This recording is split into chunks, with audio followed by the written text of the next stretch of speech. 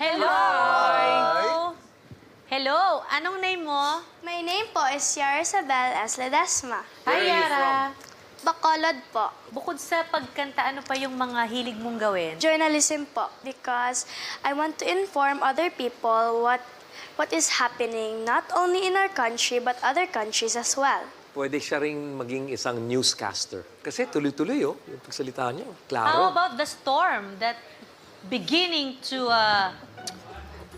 approach the Philippines? And what Is it what a good is the sign? Philippines doing? The Philippines moving around... Running away. Are running away. Around Yes, the globe. around the globe. Running away from the storm. Philippines is so smart, right? Super smart, especially Bacolod City running away from the storm too. Oh. Bacolod is part of the Philippines, no? Of course it is. I'm sorry, I'm not geographically gifted. Yara, Okay. you have fun, okay? Okay po.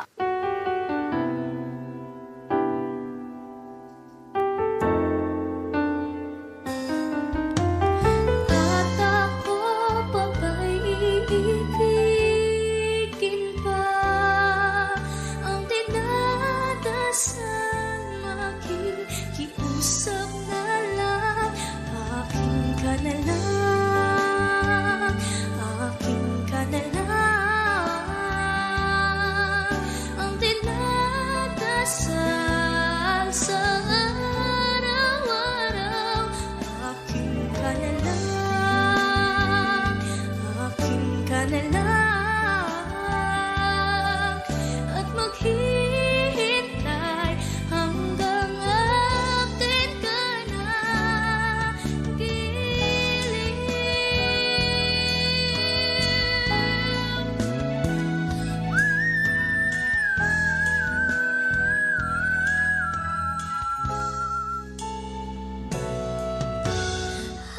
At ako pa ba'y ibigin pa?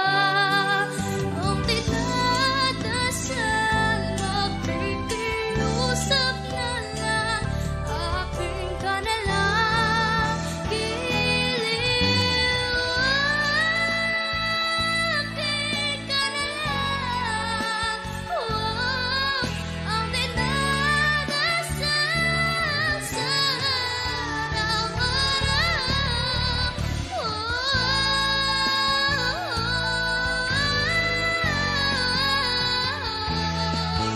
at maghintay hanggang akin ka na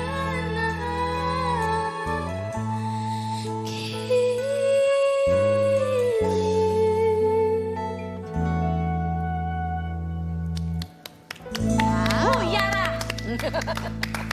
Yara, alam mo, yung ganda ng boses mo ay given na.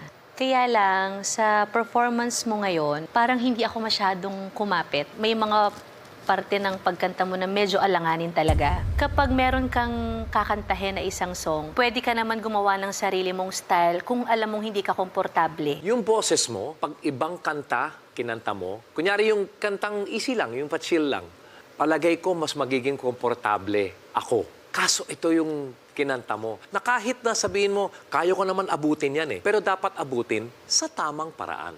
So minsan, natatamaan mo, minsan hindi mo natatamaan. Pero pwede pa natin ayusin yan. For me, your voice it's so clear. Kaya every little bit of flat or sharp, we can hear because your voice is so clear. And that's a good thing. You need to improve on your high notes though. Although I like that you have that whistle, it's good to have it para siyang accent. You don't have to use it all the time. Yeah. Enjoy sa performance mo naman. Overall, you have a good vocal quality. And just for that alone, I think you have a lot of improvement that you need to do. And I would love to see your growth dito sa Idol Kids Philippines. So, I will vote yes. Wow! Thank you po. For now, Yara, I will say no. Gusto ko pang bigyan si Yara ng chance, kaya sa akin, it's a yes. Thank you po. Yara, para sa akin, I will say no. Pero, I believe, nahahanapan mo talaga, gagawin mo talaga yung homework mo. Yes. At hahanapin mo talaga yung mga kanta na bagay sa'yo. Okay? Okay po. Thank you. Thank you so much, Yara. Thank you din po. Salamat. Bye, Yara. Thank you po. Hi, Yara. Hello. Hello. Nag-enjoy ka ba sa loob? Yun ang important. Oh, good. Baunin mo lahat ng mga sinabi natin. That's okay. That's okay, baby. It's okay. It's okay.